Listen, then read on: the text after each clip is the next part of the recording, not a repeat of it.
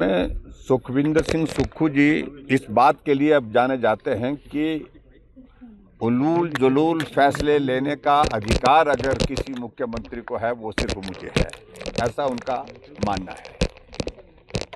हम इस बात को बार बार कह रहे हैं कि मुख्यमंत्री फैसले ऐसे लेते हैं जो आज से पहले कभी किसी व्यवस्था के अंतर्गत काम करते हुए मुख्यमंत्री ने नहीं लिए, और उन फैसलों के कारण आक्रोश होता है, रोष होता है, जगहंसाई होती है, वो बार बार हो रही है। हिमाचल प्रदेश में पंचायत के चुनाव पिछले कई वर्षों से लगातार समय पर होते रहे, यानी कि 5 वर्ष के कार्यकाल पूरा होने के बाद पंचायतें अपने नए सिरे से चुनाव के बाद काम करना शुरू कर देती है। अब की बार हिमाचल प्रदेश में पंचायत के चुनाव दिसंबर के महीने में होने तय थे, लेकिन पंचायत के चुनाव किसी तरह से टालने का रास्ता ढूंढते रहे मुख्यमंत्री जी। कभी रोस्टर का हवाला दे करके, कभी पंचायतों का नई गठन करने की प्रक्रिया अभी तक पूरी नहीं हुई, इन बातों का हवाला दे करके। ऐसे में अल्टीमेटली लोग कोर्ट में गए। कोर्ट में हाई कोर्ट ने फैसला दिया कि पंचायत के चुनाव आपको अप्रैल के महीने तक जो है पूर्ण करने हैं।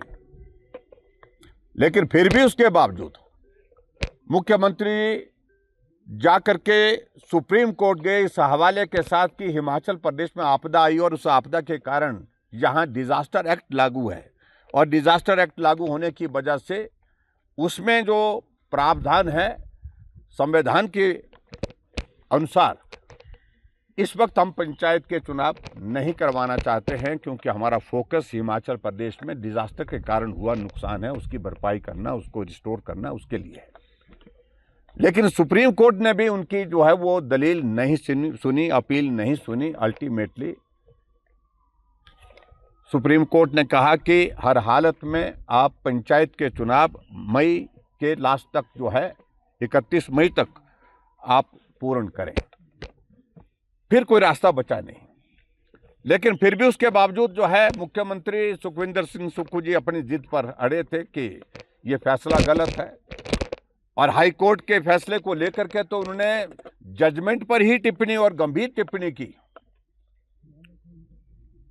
मैं उस पर जाना नहीं चाह रहा हूं, लेकिन कुल मिलाकर के अब जब पंचायत के चुनाव का रोस्टर आना था, रोस्टर से पहले लगने के बाद उन्होंने एक कोशिश की कि हिमाचल प्रदेश में जो पंचायतें 2 बार आरक्षित हुई हैं उन पंचायतों को अब की बार आरक्षित नहीं करना चाहिए। समझ में आती है बात। एक उन्होंने नियम में परिवर्तन किया, उसकी नोटिफिकेशन की, और अब तय था कि हिमाचल प्रदेश में रिजर्वेशन का रोस्टर जो है वो 31 तारीख मार्च को आउट होना था। वो कट ऑफ डेट थी जिसको डिले करने की कोशिश की, लेकिन पिछले कल शाम को जो है वो एक बैक डेट से 30 मार्च 2026 की जो है एक नोटिफिकेशन निकाल दी, और उसके अंतर्गत जो है पंचायत में एक नया प्रावधान जोड़ दिया कि पंचायतों में जो रोस्टर होगा उसमें आरक्षण की व्यवस्था में एक चीज़ और जोड़ दी गई, और वो जोड़ दी गई कि 5% आरक्षण करने करते हैं। वार्ड्स हैं, बीडीसी की सीट्स हैं, जिला परिषद की वार्ड्स हैं, उसके कारण उसका इम्पैक्ट जो है एक कोने से दूसरे कोने तक जाएगा। अगर मान लो एक पंचायत अगर महिला के लिए आरक्षित होनी थी, लेकिन 5% का इस्तेमाल करते हुए डिप्टी कमिश्नर ने उसको सामान्य वर्ग के लिए जो है ओपन कर दिया, तो महिला की जो वो सीट है वो कहाँ इम्पैक्ट डालेगी? उसमें पूरे उस पंचायत में, पंचायत के साथ में ब्लॉक में उसका इम्पैक्ट होगा, जिला परिषद में उसमें इम्पैक्ट होगा। तो इसलिए इसका हमने विरोध किया है। मनमाने तरीके से अपने लोगों के लिए पंचायतें चुन करके कि ये मेरा खास आदमी है, इसके लिए ये पंचायत जो है वो ओपन कर दी जाए, ये पंचायत रिजर्व कर दिए जाए, अपने लोगों को उसके हिसाब से ये सारा फैसला किया गया है, जिसकी हम निंदा करते हैं, जिसका विरोध करने के लिए आप सबके सामने हम यहाँ पर प्रस्तुत हैं। और भारतीय जनता पार्टी इस सारे विषय को लेकर के विधानसभा के अंदर भी अभी जाकर के अपनी बात कहेगी। हमारे माननीय सदस्य रणधीर शर्मा जी ने नोटिस दिया है, नियम 67 के अंतर्गत हम चर्चा चाहेंगे, इस पर चर्चा करें।